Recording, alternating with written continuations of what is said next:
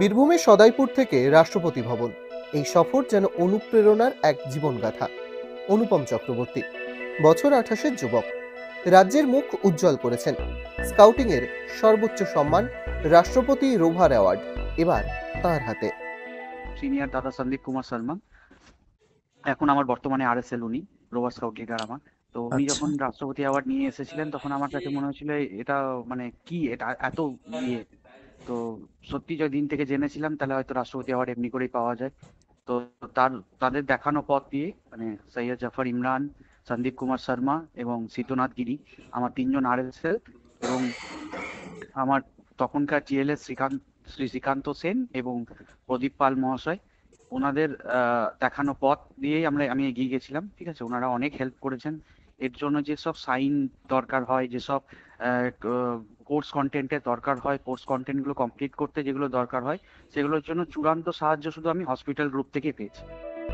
রাষ্ট্রপতি দ্রৌপদী মুর্মু এই বছর দিল্লিতে যে বিশেষ অনুষ্ঠানের আয়োজন করেন, সেখানে দেশের বিভিন্ন প্রান্ত থেকে আসা 16 জন স্কাউট, গাইড, রোভার ও রেঞ্জারদের হাতে তুলে দেওয়া হয় এই বিশেষ স্মারক।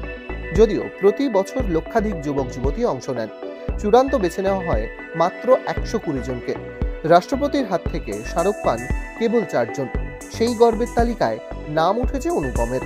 তবে শুধু স্মারক নয়, রাষ্ট্রপতি আমন্ত্রণ জানিয়েছিলেন লাঞ্চের জন্য, রাষ্ট্রপতি ভবন ঘুরে দেখা এবং একান্ত মুহূর্তে ফটো তোলার। এই অভিজ্ঞতাও রোমাঞ্চকর। অনুপমের এই সাফল্য নিয়ে কি বলছে তার পরিবার? সব সময় স্কাউট নিয়েই পড়ে থাকতো, স্কাউটকে খুব ভালোবাসে ও। হ্যাঁ, পড়াশুনোও চালিয়ে যাচ্ছিল, স্কাউটেরও সমস্ত ইয়ে ছিল একবারে। তার মধ্যে ও স্কাউটে সব থেকে মানে যে আমার সব থেকে বেশি ইয়ে করেছে বলতে হয়, হ্যাঁ, ইলমান খান বলে একটা ছেলে আছে আমার স্কাউটের মাস্টার, ওর নিয়ে ওই সমস্ত ওর কিছু, আজকে ওর ইয়েতেই সব কিছু।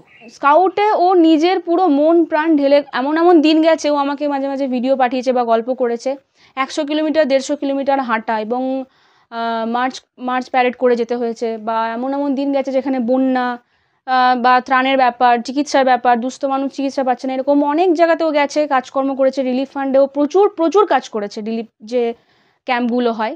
আর এই যে এখন যে অ্যাওয়ার্ডটা পেয়েছে আমরা সবাই জানতে পারছি, এই অ্যাওয়ার্ডটা হচ্ছে রাষ্ট্রপতির সেরা রোভার অ্যাওয়ার্ড।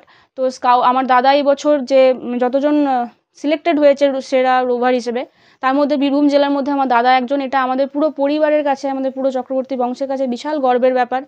আমার নাতি এত পুরস্কার পেয়েছে, আমি খুব খুশি। আমার নাতি কখন আসবে আমি এইটাই ভাবছি। অনুপম বর্তমানে রেলওয়ের অধীন আসানসোল জেলার হাসপাতাল গ্রুপে অ্যাসিস্ট্যান্ট রোভার স্কাউট লিডার হিসেবে দায়িত্ব সামলাচ্ছেন। প্রায় 13 বছর ধরে এই আন্তর্জাতিক অরাজনৈতিক সংগঠনের সঙ্গে যুক্ত। রাজ্য পুরস্কার, শিবিরে কার্যকর অংশগ্রহণ, কঠিন লিখিত পরীক্ষা এবং শৃঙ্খলাবদ্ধ জীবনযাপন, সব শর্ত পেরিয়ে তবেই এসেছে এই সাফল্য। 2019 সালে উত্তীর্ণ হলেও করোনার জন্য পিছিয়ে গিয়েছিল পুরস্কার প্রদান। তবে এখানেই থেমে যেতে চাননি তিনি। সমাজকে আরও কিছু ফিরিয়ে দেওয়ার স্বপ্ন নিয়ে এগিয়ে চলেছেন অনুপম।